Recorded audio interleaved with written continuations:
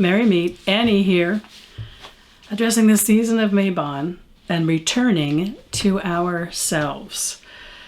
Clarissa Pinkola Estes, in her book Women Who Run with the Wolves, has a chapter entitled Homing, Returning to Oneself. The story she shares that introduces that chapter on homing is one a lot of we pagan folk will know of. It's the story of a Selkie who comes to land for a while, but who must, no matter the draw of life in human form, return to what is in the end her only natural element, the sea. The season of Mabon is the season of homing. It begins with the ingathering at Mabon, a time of gathering in the harvest of the land and the harvest of the mind and the heart. That ingathering includes the embrace of loved ones who have stood by us and supported us in the past year. And truth be told, it can as well be the ingathering that acknowledges that we might have made it through the year alone. And it's an acknowledgement then of all the parts of ourselves which gather to celebrate the abundance that life has offered this year round.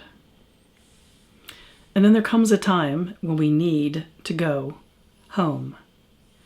And we look around and we realize that there is a place to return to that is separate from the wonders and the tragedies of life as we've been living it.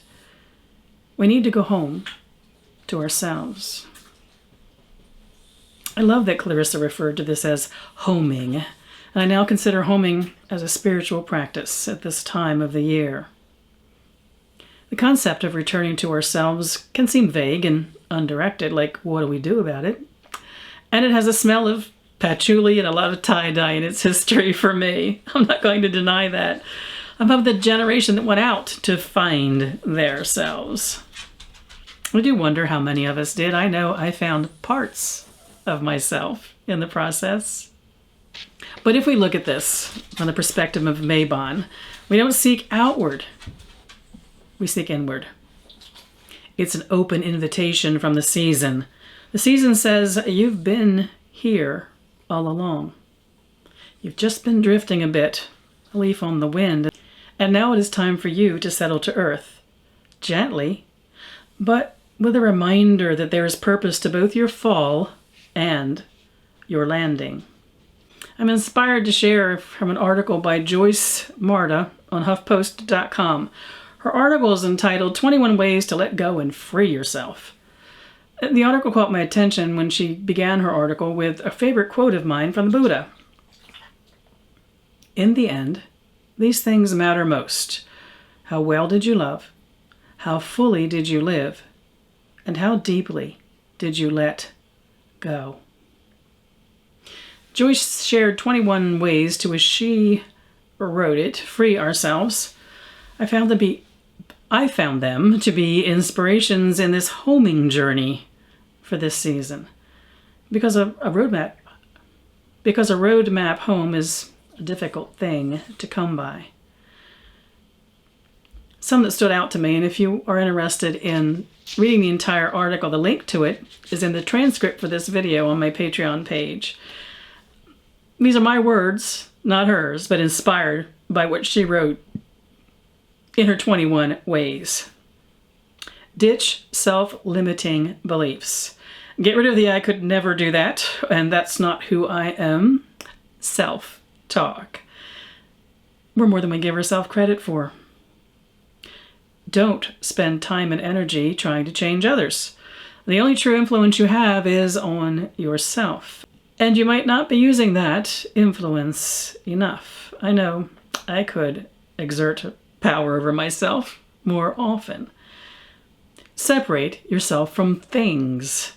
I like that she lists things as possessions, beauty, titles, money, status, situations, and such.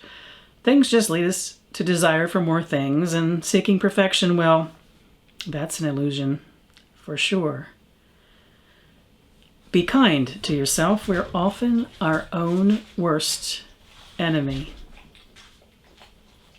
Bring your attention to the present moment. As she writes, that is where life occurs. This is a natural flow This is a natural flow from yesterday's blogging about impermanence. Open your mind. We do a great job of closing ourselves off from experiences and possibilities. What, honey? You want to say hello? You don't see Bogey too often. My little ginger boy who's no longer ginger. He's mostly white. Say hello. Look at the camera. Hi. Isn't he a cutie? A dear old dog. A bogey break, that was. And we're moving on to laugh. We create mountains out of molehills and drama out of the inconsequential. There's a wise voice coming from the universe that calls out to us to lighten up. Express yourself. Express yourself. I love this one, and these are her words. Express yourself. Again, her words. Find your voice and share your stories with people you love and trust. Friends, family, or a wonderful therapist. Journal or write creatively. Create art, dance, and move. Make music or sing. Cook or bake. Garden. Release and share the unique spirit of light and love inside of you.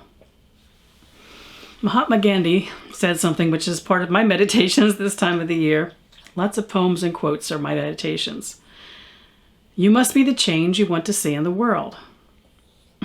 And we can look at that as some huge thing about, I'm not too sure about how big a change in the world we can be, but we can think about how it would be if our expressions of joy were magnified. Were magnified and others were also finding their voice and celebration. We can show each other how to do this. She continues with, honor your losses. Grief is a powerful emotion, but hanging on to it becomes a self-imposed regimen of suffering. And this last one, although she does have that total of 21, as I mentioned, this one caught my attention. It's in her words. Detach from your ego. Your ego is the false construct that you think is who you are. The false construct that you think is who you are. Your mind. Don't expend energy defending yourself or taking things personally. Connect with your essence, the deeper entity that lies within, aka your authentic self or your soul. Well, that brings us back to homing, where I started this video. Homing as the returning to who we are, as stated in the article, connecting to our essence and the deeper who we are that lies within. What would you add to the possibilities of the ways to come home to yourself? I have a few from my own reflections that I've captured in my journaling this year as I have visited this particular concept of homing in the season of Mabon. I wrote some down for myself. They're different every year.